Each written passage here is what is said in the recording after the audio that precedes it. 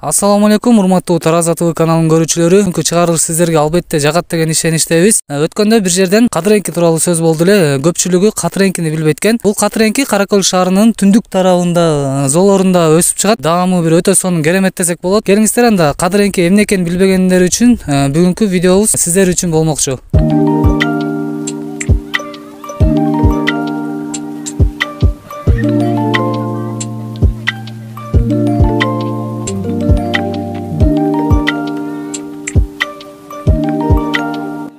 Кара Көл шаары барган сайын акырындан алыстап баратат. Мен жанымда шеригим, досум, ал оператор болбогондуктан калган видеолорду өзүм ушундай кылып тартып көрсөтөм. Тоого алгач эле чыгып келе жатканда эки жол деген ушундай бир жерге кезигесиздер. Бул жерден оңго солго жол бар. Кадыренкиге барыш үчүн сол тарапты көздөй кетет экенсиздер. Бул жакты көздөй. Азыркы көрсөткөн жолдун сол тарабы менен чыгып баратабыз. Көптөн бери тоого чыкпаганга бат эле шайды алып бышылдатып койду.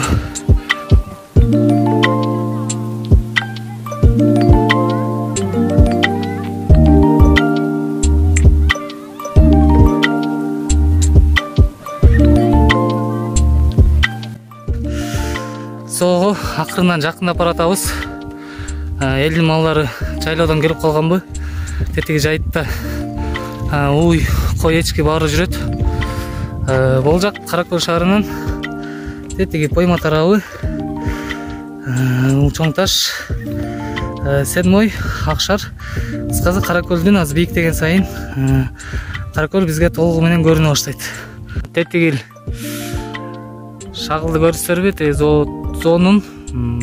Зоонун чокусунан ылдый кагып түшкөн шагылдын оң тарап жагына бөлүнгөн жеринде кадыренки бар. Бала кезде чык. Бул тоолор болсо бул жер кайрак деп аталат. Бул жерде эмне үчүн кайрак деп аталганын себеби бул тоонун аркы бетинде, зоо эмес, могул чакан тоонун аркы бетинде чокусунда кайрак таштар бар. Кайрак таш, ал таштар менен балтабы, бычакпы, кыскасы керектүү нерсенин баарын курчутса болот. Негизи Кыргызстан тоолорго чындыгында аябай байбыз. Аллага шүгүр, сүйүнсөк болот. Тоолорго бат-бат чыгып туруш керек. Ден соолукка бир топ эле пайдасы бар. Карагыла, көптөн бери тоолорго чыкпай жүрүп, мынтип дос баламан артта калып калдым. Дос балам тет жакка тайгандай болуп, өзү негизи дос балам кожо жаштын тукумунан болот. Ошон үчүн тез басып, менден бир топ алдыга кетип калды. Карагылачы досторум, жаратылыштын бизге арналган кооз сүрөтүн. Бир сүрөтчү келип бул жер тартса, сонун сүрөт чыкмакта. Жолдо келатып, могул биздин кадимки ит мурун. Бул Кыргызстандын бардык жеринде эле өссө керек. Бул жапа ит мурун. Буну атайын бөйрөккө кайнатып ичишет. Бирок кандай кылып кайнатып ичеткенин билбейм. Мына достор, жайытта уйлар жүрөт жайылып. Азыр күз мезгили болгондуктан айлана сапсары болуп, бир аз анчалык көркөм бербейт экен.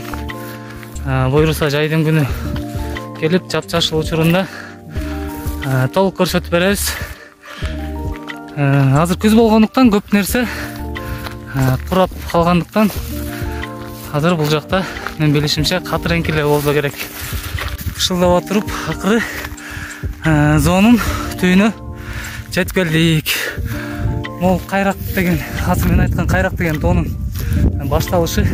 Ушул тоонун үстү тетигил жак, түптүз жайыт. Ошол жакта кайрак таштар бар. Биз азыр ал жакка барбайбыз, ал жакты көрсөтпөйбүз. Карагыла, могул жакта жайытта малдар сонун болуп жайылып жүрөт. Биз азыр тетиги шагылдын жарымына барабыз. Ошол жерде биз айткан кадыренки бар. Кадыренкиге чыкчулар болсо, бул жака иштеп качан келбеңиздер. Мен азыр шлепкачан келип алып, бул жерде тайгаланып, улап шорумга атат. Айла жок, чыгыш керек болот. Баса достор, биз азыр Катыренкиге чыгып келе жатып, тоонун шагылдын арасынан бир мондай мен билген дары чөп тууралуу маалымат бере кетейин дедим. Азыр так ушул маалда бул жетилип бышкан учуру. Бул гейгот, кээ бирлери билсе, кээ бирлери билбейт. Гейгот мен билгенден көп нерсеге пайда десем болот. Көбүнчө эркектерге мындайча айтканда айтууга бир аз ыңгайсыз болуп турат. Жыныстык мүчөсүнө десем болот. Жакшы бир жардам берет. Мына Катыренки дагы жетерибизге аз калды. Катыренки бул деген Кара Көл шаарынын бир гана түндүк тарабындагы Акшардын тоолорунда гана өспөйт. Ошондой эле Сарбулак тарапта, Кайыңды тарапта, Чоң Таш тарапта, кыскасы Кара Көлдүн айлана тегерегиндеги тоолорун каптаган десек болот. Бул жака так ушул биз чыгып келаткан Акшар тарабына аял киши чыкпай эле койсо болот.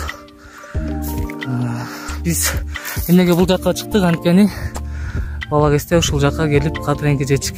Ошон үчүн бала кезде дагы бир эстей кетейли деп ушул жака чыктык.